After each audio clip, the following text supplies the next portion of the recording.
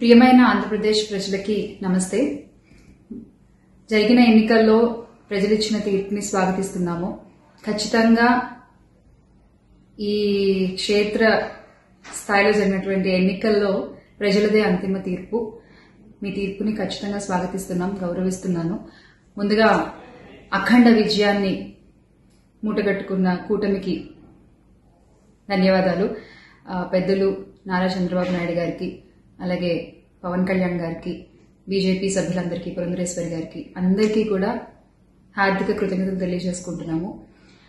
అలాగే వైసీపీ గెలుపు కోసం కష్టపడ్డ ప్రతి కార్యకర్తకి, ప్రతి ఒక్కళ్ళకి, వైసీపీ కుటుంబం మొత్తానికి కూడా పేరు పేరున ధన్యవాదాలు.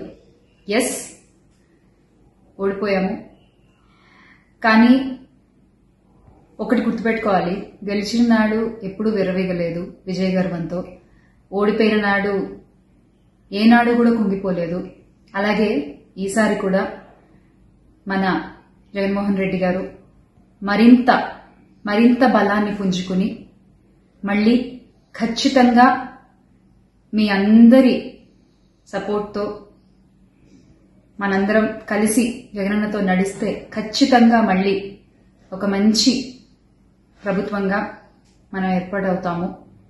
దేవుడిపై నమ్మకం ఉంచి ప్రజలకి మంచి జరగాలని కోరుకుంటూ, ఎస్, ఎప్పటికీ జగనన్నతోనే అందరం కలిసి నడుద్దాము, మంచి చేద్దాం. ఏదైనా ప్రజలకి మంచి జరగడం ముఖ్యం.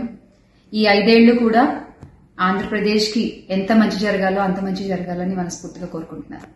జై వైసీపీ, జై జగన్. థ్రెటనింగ్ కాల్స్ గురించి వచ్చేసరికి, ఎస్, చాలా కాల్స్ వస్తున్నాయి, చాలా బెదిరిస్తున్నారు. ఒక రకమైన భయంగానే ఉంది నాకు కూడా.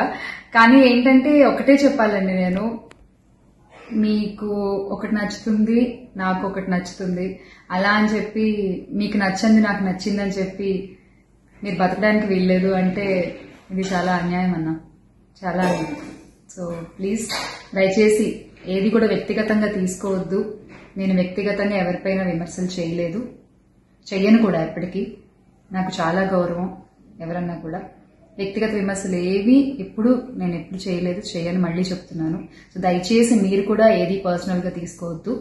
ఎస్, ఒక పార్టీని గెలిపించేటువంటి ప్రయత్నంలో నేను ఎంత చేయాలో అంతా చేశాను, ఉన్నదే చెప్పాను, లేనిది ఎక్కడా మాట్లాడలేదు. దయచేసి దాన్ని అర్థం చేసుకుంటారని కోరుకుంటున్నాను.